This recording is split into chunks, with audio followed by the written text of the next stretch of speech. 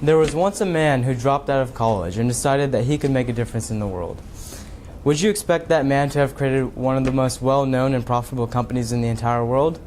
That man's name was Steve Jobs. And at first, no one believed in him and his goals. It was up to him to keep pushing through until he reached the final product, which was the $700 billion company, Apple. Hello, my name is Jay Patel, and I am a junior at Frisco High School. This is my first year in the Independent Study and Mentorship program, and I am studying entrepreneurship. Entrepreneurship is a field in which one essentially creates their own future, or in other words, their own business, and guides themselves. I will have the chance to do the same through help from my mentor and other knowledge I will gain along the way. During the course of my Independent Study and Mentorship program, I plan to acquire information from knowledgeable professionals about entrepreneurship. Through a multitude of interviews, I will have the opportunity to strengthen my communication and application skills. Combined with the guidance of my mentor, I will create and operate my own fully functional business. By creating a business, I will gain real-world experience in the field and bring new ideas into the workplace.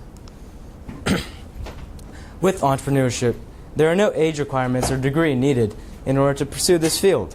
A person of any age and any background can become an entrepreneur, and this is what I most enjoy about the field.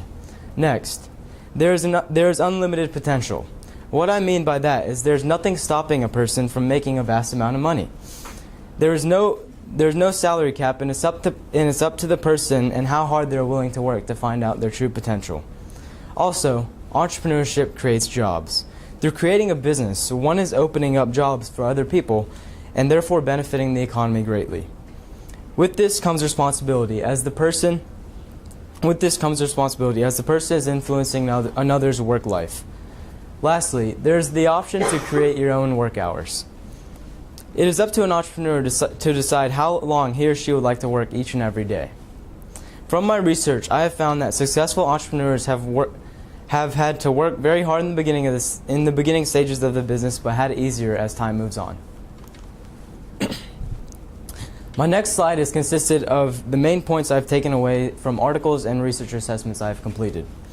Many articles stated that in order to be successful, I have to take a risk with my business. If there are no risks, then I am not testing my company and possibly missing out on some potential opportunities. Secondly, one of the most important things when starting a business is to be passionate. If you don't have passion, then you won't complete something to the best of your ability, and it won't end up being as good as it could be. Third, many businesses end up failing because they're spending too much of their money in the beginning. For example, if a person is spending all the money that the business is making, the business won't have any income. Before diving headfirst into creating a business, it's important to talk to others, and this relates to networking. It's important to talk to others and see the viability of the business idea and whether or not it's going to work in the field. Lastly, on e-commerce, it's been on the rise, and it's very easy and cost efficient, yielding the most money when making sales. E-commerce is the way to go, as it is accessible and cheap to sell your products online. My first interview was with Joaquin Tamez. He's the founder of TAC Enterprises, and previously he was the CEO of BestDay.com and the vice president of Hotels.com in Latin America. Through my interview with Mr. Tamez, I expanded my knowledge on the importance of networking. Before I had begun my interview, he took me to meet many other people and network with them. I expanded my contact list and learned a lot about others through the process. When I asked Mr. Tamez what the most important piece of advice was for him to give me, he told me to find a good partner. I understand this as the partner will be with the business through thick and thin, so it's important to have the best possible one. Next, he had told me to know myself. This means knowing what I'm capable of doing, what my most important skills are, and where I see myself going in the future. I must think of these things so I find myself in the perfect place and enjoy what I'm doing. My second interview was conducted with Tom Ellingson, who is the co-founder and CEO of Fandever.com. Mr. Ellingson had created a company with a small group of people, and he said that at first their mission was to be a place where people could research and find information, but later changed to be a place where people could set up their entire trip. This was important to me as I may believe that one direction is best for my business, but later figure out that another direction would be more viable. I have to make sure that I'm satisfying the customer, or there will be no success.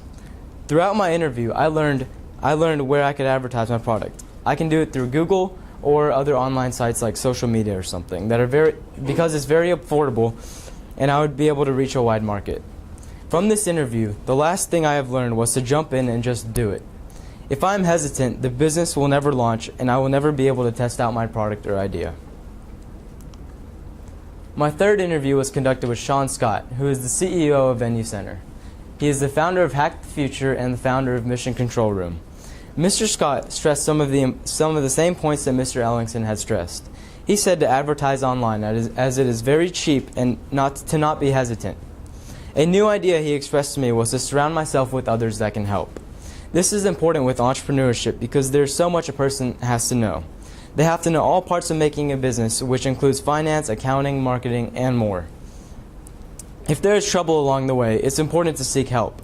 A person who knows about that section of business will be able to provide more information and guide you in the right direction. My fourth interview was conducted with Pratigya Singh Dayal, who is a professor at UNT, and she teaches entrepreneurship. She mainly explained the importance of understanding the market and your competition.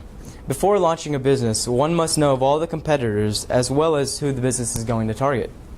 It's essential to know these things so a person can be prepared for any challenge that occurs along the way.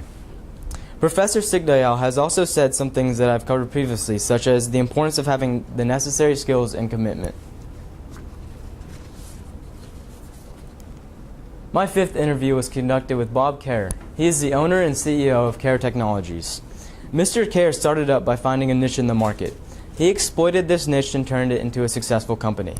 One thing that I find interesting about Mr. Kerr is that he does not do any type of advertising. He only networks with people and finds potential customers through that, as his business requires a very good relationship with the customer. He also talked about having good customer service, seeking help, and being passionate, which are very important, as the majority of the people I've interviewed have told me these points. My sixth interview was conducted with Tabassum Mumtaz. He's the CEO and president of Apex Restaurant Management. Mr. Mumtaz has started out from small origins. He came to America and became a cook at his local fast food restaurant. Through this time, he decided he wanted to be more than a cook and started meeting with many owners and professionals to see how he could buy the restaurant he was working in.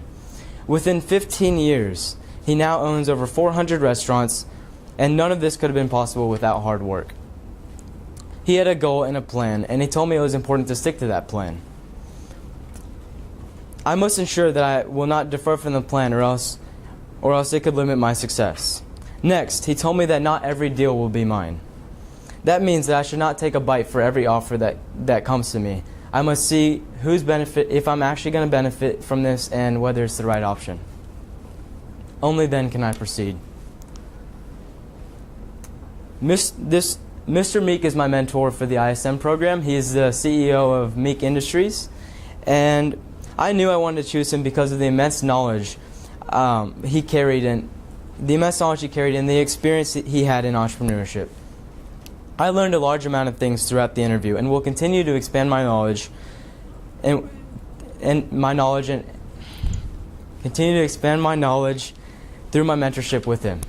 From our interview, he told me to follow the examples of other entrepreneurs. It is important to know the way that they got successful, so I can hopefully do the same when the time comes. He also mentioned that he recommends that I document everything.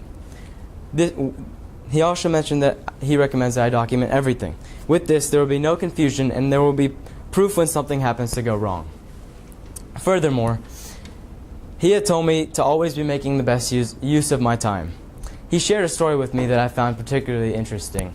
He said that when he goes and works out every morning, he's not listening to regular music. He's actually listening to the news, and he has these apps that tell him information that's going on in the world. So he's always multitasking and learning more. A very important thing that he told me that I should always be doing is reading and expanding my knowledge through that. Some reoccurring themes I've seen through all my interviews were there have been three recurring themes. They are to have great customer service, have passion, and hire the right people or have the right partner. These three things are very important to understand when pursuing entrepreneurship, as they all play a role in one's success. In all, I plan to achieve my goals by staying strong and pushing through the bumps in life. I will take on every challenge and complete my work to the best of my ability. Through dedication, I can accomplish anything, and I will accomplish anything I set my mind to. As Peter Drucker once said, "The only way to predict the future is to create it."